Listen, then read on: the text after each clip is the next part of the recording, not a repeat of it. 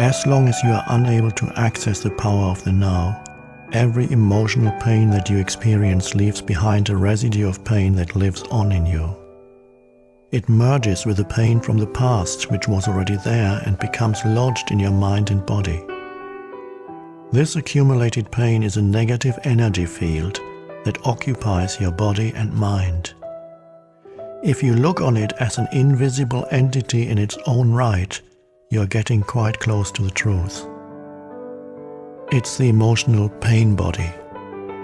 It has two modes of being, dormant and active. The pain body may be dormant 90% of the time.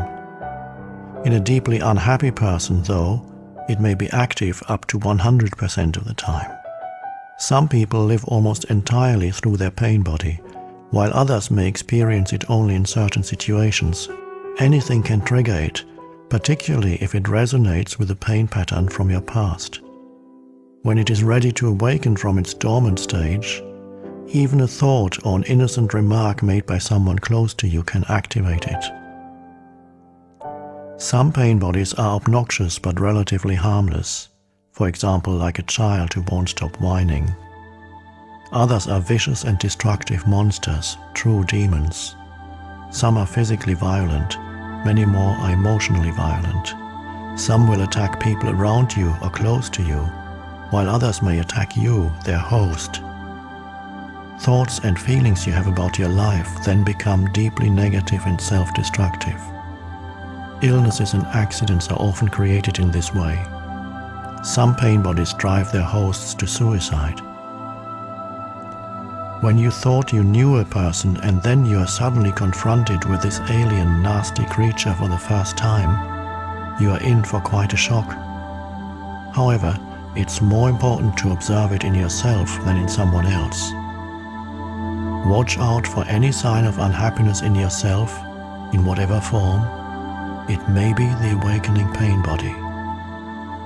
This can take the form of irritation, impatience, a somber mood, a desire to hurt, anger, rage, depression, a need to have some drama in your relationship, and so on. Catch it the moment it awakens from its dormant state.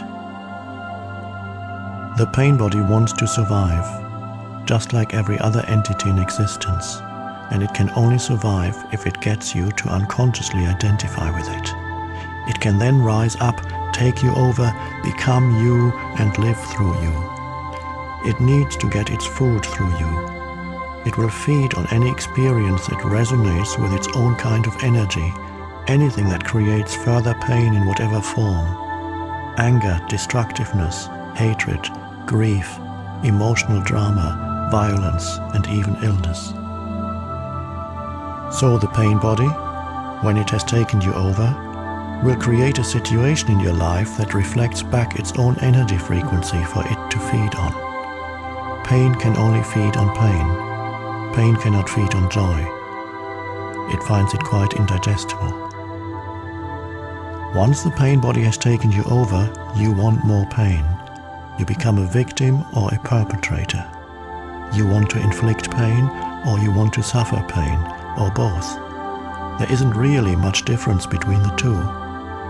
You're not conscious of this, of course, and you will vehemently claim that you do not want pain.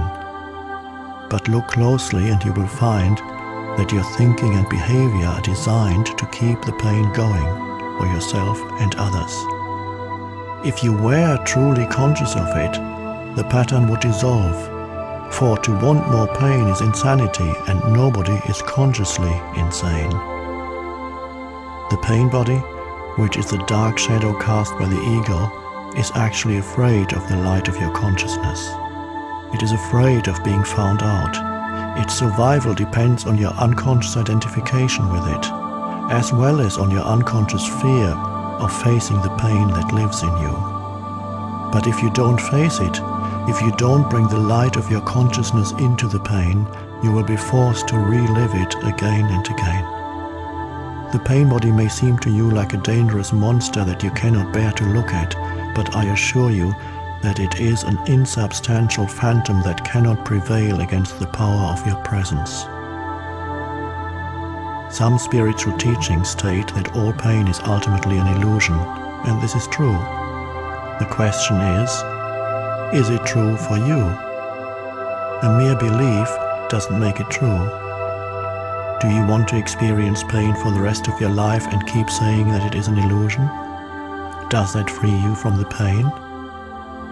What we are concerned with here is how you can realize this truth, that is, make it real in your own experience. So the pain body doesn't want you to observe it directly and see it for what it is. The moment you observe it, feel its energy field within you and take your attention into it, the identification is broken. A higher dimension of consciousness has come in. I call it presence. You are now the witness or the watcher of the pain body. This means that it cannot use you anymore by pretending to be you, and it can no longer replenish itself through you. You have found your own innermost strength. You have accessed the power of now.